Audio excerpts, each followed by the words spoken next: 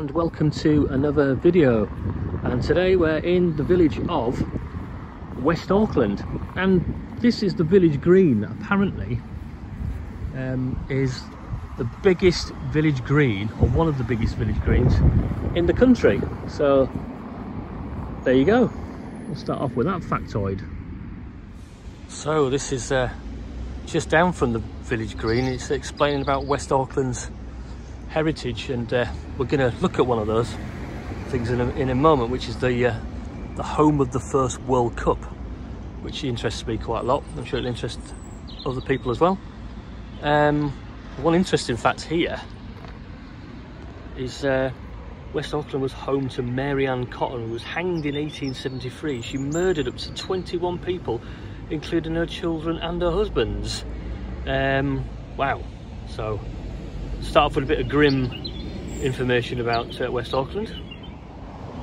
So this is called the Village Pant, and it was built in 1848, and it supplied fresh water from a local spring into the village from this place here, which is quite something really. And on the other side of the monument I've just shown you there is a commemoration for those who died in the First and Second World Wars. And check this out, this is the Manor House Hotel and Spa. Very, very posh indeed. And there's historic information all over the place here in West Auckland. This little kind of seat is like a cart from the coal industry, and it says on the plaque below, 2014, dedicated to the memory of over 50 miners who died in the West Auckland colliery between 1838 and 1967 when it closed.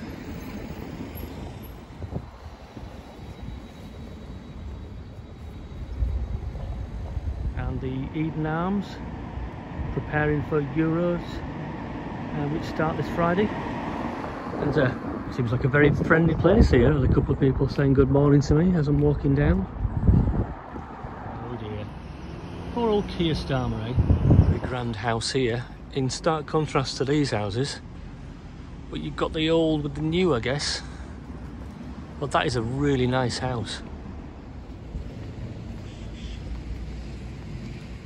And so West Auckland's mainly known as the home of the first World Cup, when it was called the Sir Thomas Lipton Trophy, the original World Cup. And they appeared, I think they appeared twice in the finals, in 1909 and 1911. And certainly in the second game they beat Juventus, who became, you know, internationally renowned.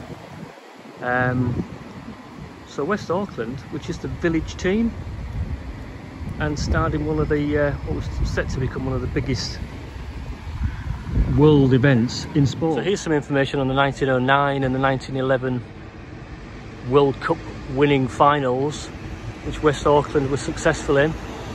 They beat FC Winterthur of Switzerland, and that was 2-0 by the way in the final. And then 2 years later they beat the world famous Juventus 6-1 in the final in 1911. That's amazing.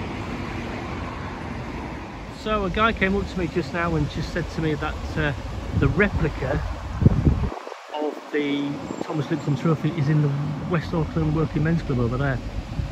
He also said that it was stolen in the 90s, never recovered, and that's when the replica was made and housed here. So gets even more interesting, this place.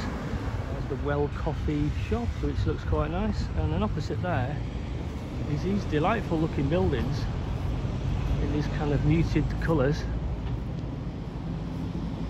and I wonder how long they've been there, or they look old anyway. The roofs don't look old, but the buildings certainly do.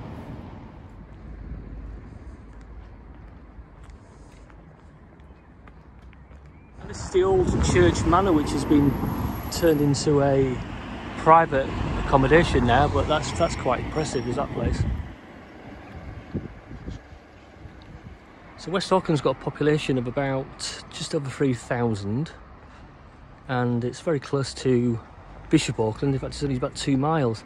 It's actually quite close to Barnard Castle, and getting out that way, it's probably about 20 minutes from here to there.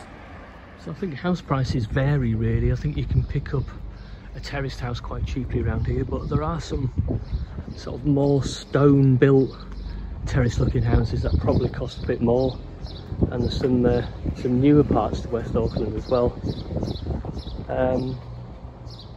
So there you go. So the Queen's Head's seen brighter days in the past, but there's fencing around it, so it looks like something's happening there. I don't know if it'll turn back into a pub or anything, I doubt it, but does anyone know what's going to happen with that? And bus services in this area, you could get the number 6 to Durham, I think. The X21 goes all the way to Newcastle via Bishop Auckland, Spennymoor, Durham, I think. I won't presume to say, is it a good service? Because I'm not sure, but maybe people can let me know. Are the bus services good from West Auckland to other parts of County Durham? I really like these older properties here. They're really nice houses, and right opposite the green as well, looking over into the village. So we're walking up to West Auckland Town FC Football Club, which is called the Wanted Stadium, and it's the writing above. I'll show you in a minute. The writing above is like in Wild West writing, which is quite cool. And the gates look open, so we'll have a look at the pitch and the ground, etc. So there you go, the Wanted Stadium.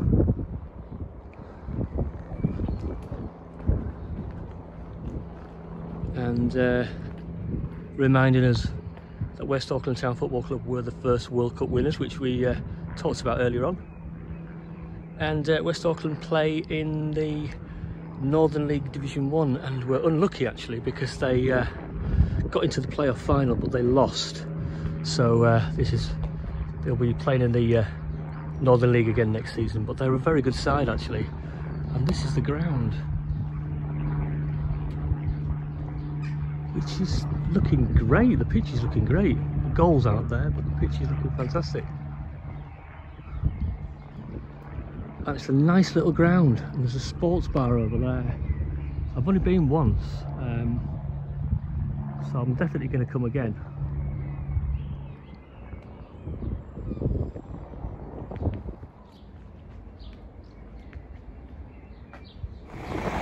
Just seen as I'm walking down here, a signpost, the A68. It's only 11 miles to Darlington from West Auckland, so I didn't know it was that close. So I think it's not bad, West Auckland. It's got some good history, especially the football, the mining industry, etc. Monuments and plaques around the village green are very interesting. You've got the football ground at West Auckland Town FC.